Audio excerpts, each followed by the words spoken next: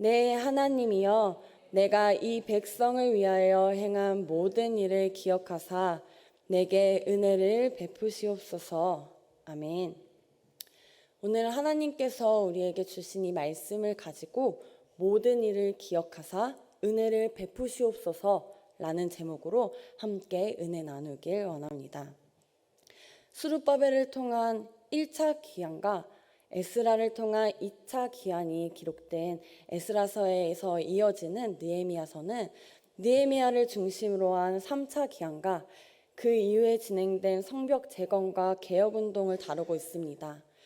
그 중에서 오늘 우리는 4장과 5장에 나오는 성벽 재건을 방해하는 외부적인 문제들과 백성들 간의 내부적인 문제들을 비롯한 여러 가지 어려움을 대하는 느헤미야의 태도와 반응을 함께 살펴보고자 합니다.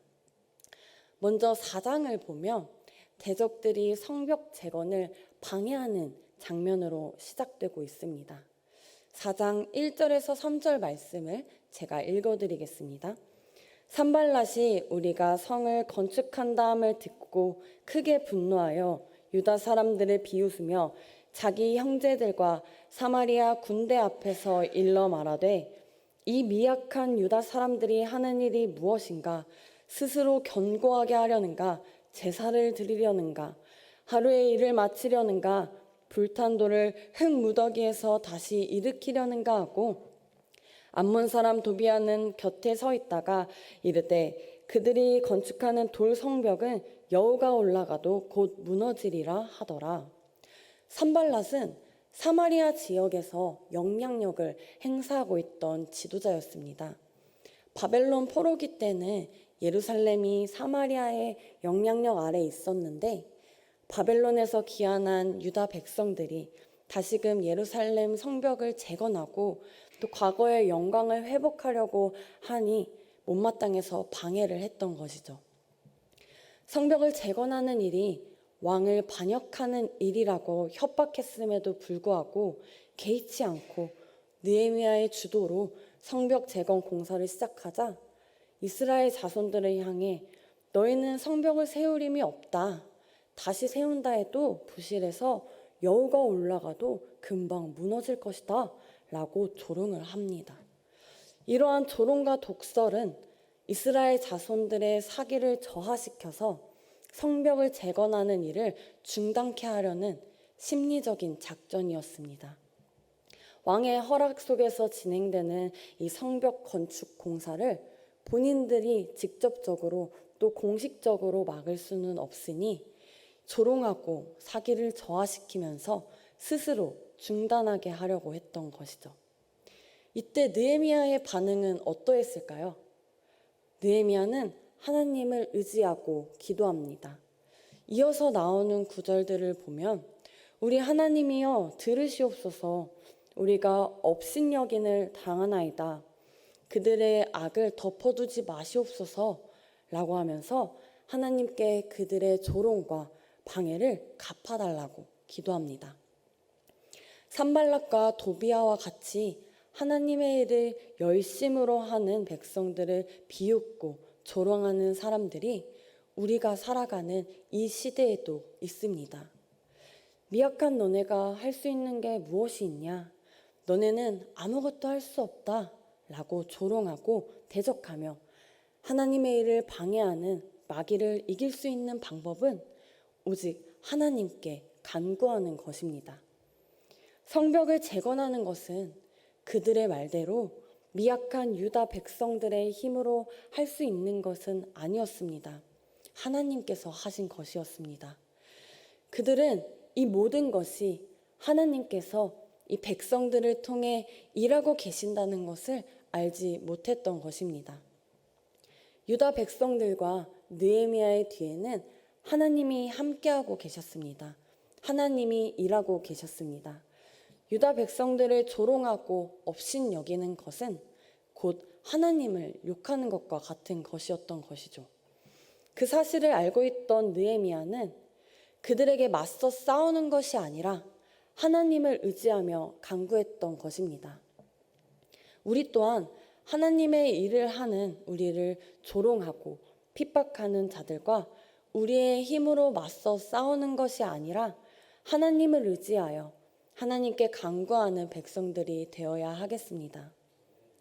이렇게 하나님께 기도하면서 백성들이 마음을 들여 일하며 계속해서 성벽 공사를 진행하자 성벽 전부가 연결되고 높이가 절반에 이르기까지 진행이 되었습니다.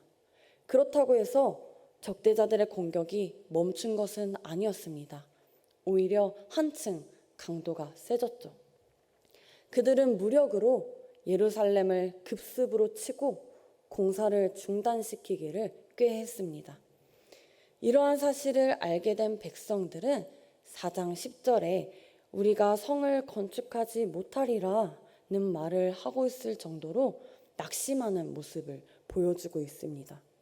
심지어 12절을 보면 대적들과 인접한 곳에 거주하던 사람들은 무려 10번씩이나 지원을 요청할 정도로 언제 공격을 당할지 모른다는 그 두려움에 요동하고 있었습니다.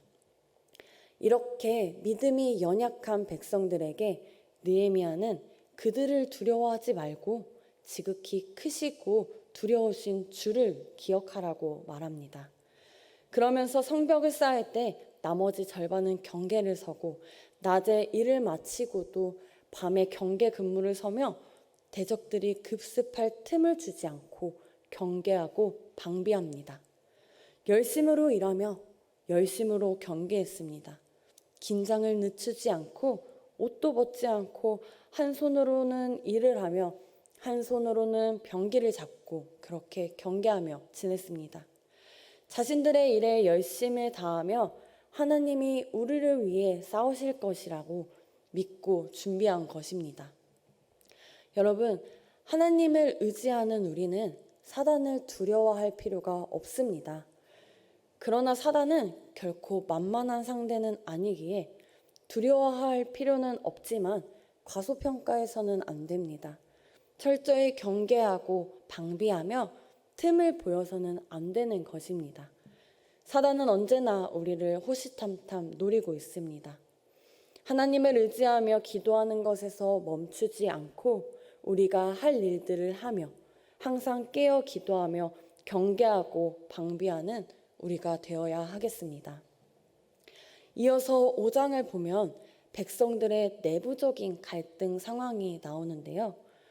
가난한 백성들이 먹고 살기 위해서 세금을 내기 위해서 부자들에게 돈을 빌렸는데 그들이 가난한 사람들의 밭과 포도원을 저당 잡고 높은 이자로 빌려주어서 빚을 갚지 못하면 이 밭을 빼앗고 자녀들을 종으로 취했던 것입니다.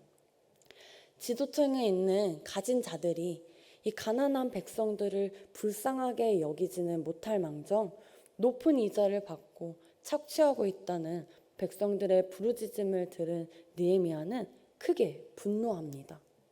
그런데 느헤미야는 이 분노를 바로 표출하지 않습니다.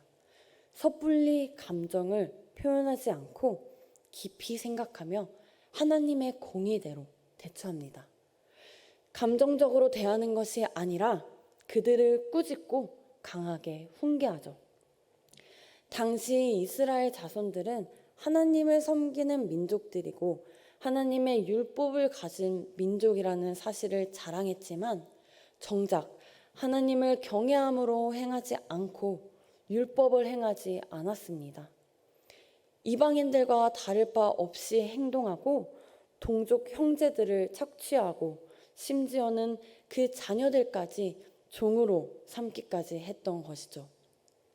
이러한 사실을 이방 대적들이 안다면 이스라엘을 비방하고 그들이 섬긴다는 하나님을 비방하게 되는 것입니다. 그래서 느헤미야는 본인이 먼저 본을 보이며 이자를 받기를 그치자고 말하고 백성들은 느헤미야의 말을 받아들입니다. 여러분, 교회를 다닌다고 말하고 하나님을 믿는다고 하는 하나님의 백성이라면 우리 또한 하나님의 말씀을 실천하는 생활을 하고 본이 되는 삶을 살아야 합니다.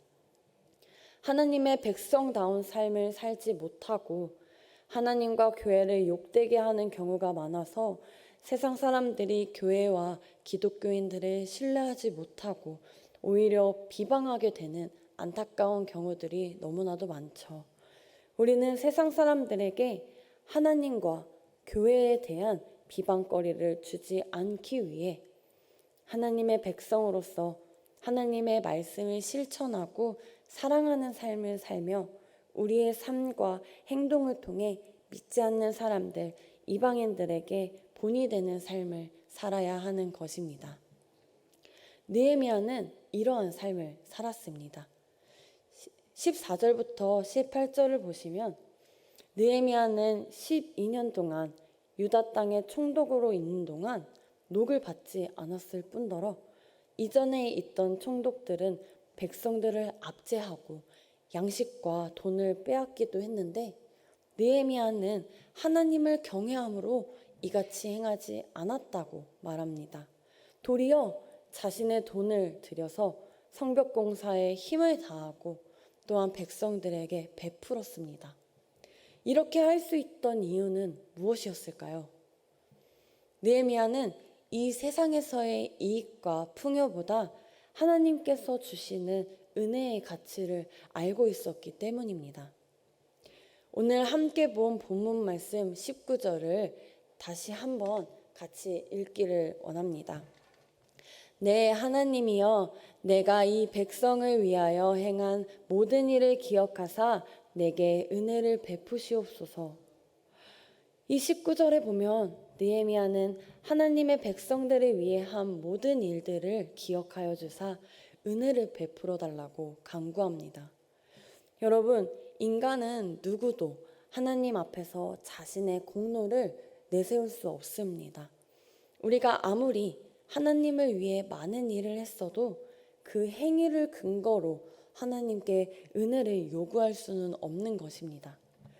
그러나 느헤미야가 자기의 한 일을 기억하고 은혜를 베풀어 달라고 기도한 것은 자기의 공로를 내세운 것이 아니라 하나님의 말씀에 순종하고 경외하는 자에게 축복을 베푸시겠다고 약속하신 말씀을 붙들고 구한 것입니다. 하나님은 우리에게 은혜 베푸시기를 원하십니다. 우리의 모든 삶이 은혜라고 고백할 만큼 우리가 구하지 않아도 은혜를 베풀어 주시지만 하나님을 기쁘게 하며 하나님의 말씀에 순종함으로 구할 때에 더욱 풍성하게 베풀어 주실 줄 믿습니다. 한번 생각해 볼까요? 우리 자녀들이 말을 안 듣고 방 청소도 제대로 하지 않고 공부도 하지 않고 자기 할 일을 제대로 하지 않으면서 자기가 필요한 게 생겼을 때만 구한다 할지라도 우리는 부모로서 필요한 것들을 채워줄 것입니다. 그러나 만약 자녀가 평소에 말도 잘 듣고 학생의 본분인 공부도 열심히 하면서 좋은 성적을 가지고 와서 자기의 필요를 구한다면 얼마나 더 기쁨으로 그 필요를 채워주시겠습니까? 하나님도 마찬가지인 것입니다. 우리는 하나님의 뜻과 상관없이 우리의 마음대로 행하면서 하나님의 은혜를 구하고 있지는 않은지 한번 생각해 보아야 합니다. 하나님을 기쁘시게 함으로 은혜를 구한다면 하나님께서 우리에게 더욱 기쁨으로 은혜를 베풀어 주실 것입니다. 느헤미야는 하나님을 경외하고 하나님을 의지하고 하나님을 신뢰하는 사람이었습니다. 어떠한 순간에도 자신의 생각과 선택으로 행동하지 않고 하나님의 뜻대로 행하는 사람이었죠. 우리는 오늘 4장과 5장을 통해 느헤미야가 문제 상황 속에서 어떻게 반응했는지를 함께 살펴보았습니다. 성벽을 재건할 때 산발락과 대적들이 방해하기 위해 조롱하고 비방할 때 느헤미야는 자신의 힘으로 맞서 싸우고 대응하는 것이 아닌 하나님께 기도하고 의지했습니다. 또한 백성이 흔들리고 낙심하고 두려워할 때에도 느헤미야는 흔들리지 않았습니다. 두려워하지 않았습니다. 대적들이 아닌 하나님을 두려워하라고 말하며 맡겨진 일에 최선을 다하고 하나님께서 주신 지혜로 공격에 대비하고 경계하며 방비했습니다. 또한 백성들 안에서 내부적인 갈등 상황을 듣고 큰 분노가 생겼지만 자신의 감정을 그대로 표출하지 않고 깊이 생각하며 하나님이 인도하시는 대로 꾸짖고 훈계하며 올바른 길로 인도해주고 또 총독이 되어서도 하나님을 경외함으로 자신의 이익보다 백성들을 위해 오히려 베풀고 나누며 그 모든 일을 기억해 주시는 하나님께 은혜를 구합니다. 결국 느헤미야가 편안한 삶을 내려놓고 성벽 재건을 위해 예루살렘에 와서 대적들의 조롱과 방해를 이겨내고 낙심하는 백성들을 격려하고 분노의 상황에서도 깊이 생각하고 자신의 이익을 챙기기보다 백성들을 위해 베풀고 그 모든 어려움과 고난들 가운데에서 하나님을 의지하고 기도하고 이겨낼 수 있었던 이유는 하나님께서 이 모든 고생과 수고를 감찰하고 계시며 그 모든 것들을 더 큰 은혜와 축복으로 갚아주실 것이라는 믿음과 소망이 있었기 때문입니다.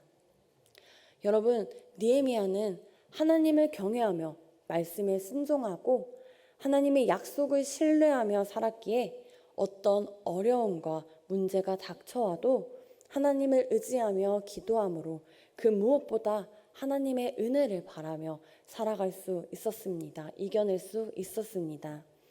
우리 또한 하나님을 믿는 백성으로서 이 세상을 살아갈 때에 많은 조롱과 핍박과 어려움이 있겠지만 이러한 문제들을 대할 때 하나님을 경외하고 순종함으로 하나님이 기뻐하시는 뜻을 따라 살아가며 그 모든 일들을 기억하시고 은혜를 베풀어 주실 하나님을 더욱 소망함으로 살아가시는 우리 모든 여의도 순복음 송파교회 성도님들이 되시기를 소망하고 축복합니다. 기도하시겠습니다.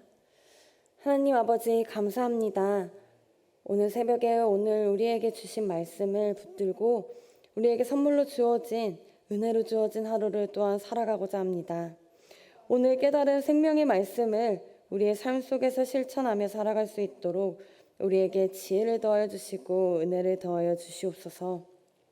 우리가 이 땅 가운데서 어떠한 고난과 조롱과 핍박을 당한다고 할지라도 우리가 하나님의 기뻐하시는 뜻에 따라 말씀에 순종하며 살아갈 때 하나님께서 그 모든 순간을 함께 하시며 모든 일들을 기억해 주사 더 크신 축복과 은혜를 풍성히 더하여 주신다는 약속의 말씀을 신뢰하며 이 땅 가운데서 누리는 세상의 풍요와 이익보다 하나님께서 주시는 은혜를 간구하며 살아가는 하나님의 백성들이 되게 하여 주시옵소서. 어떠한 순간에도 하나님을 의지하여 기도하며 나아가게 하시고 그리스도인으로서 본이 되는 삶을 살아가며 믿지 않는 사람들에게 선한 영향력을 끼치며 살아가게 하여 주시옵소서. 하나님의 사랑을 예수 그리스도의 구속의 은혜를 알지 못하고 살아가는 불쌍한 영혼들이 너무나도 많습니다. 세상에 헛된 것을 쫓아 살아가는 것이 아니라 참된 진리인 말씀을 붙들고 하나님 나라를 소망하며 살아가는 영혼들 될 수 있도록 그들을 위해 더욱 기도하고 전도에 힘쓰는 우리 되게 하여 주시옵소서. 하나님, 우리가 이 시간 기도할 때에 우리 마음 가운데 있는 근심과 걱정과 염려와 두려움이 다 떠나가게 하여 주시고 오직 하나님께서 주시는 평안함으로 차고 넘쳐서 기쁨과 감사함으로 살아가는 하나님의 백성들 모두가 되게 하여 주시옵소서. 감사드리며 이 모든 말씀 예수 그리스도의 이름으로 기도드립니다. 아멘.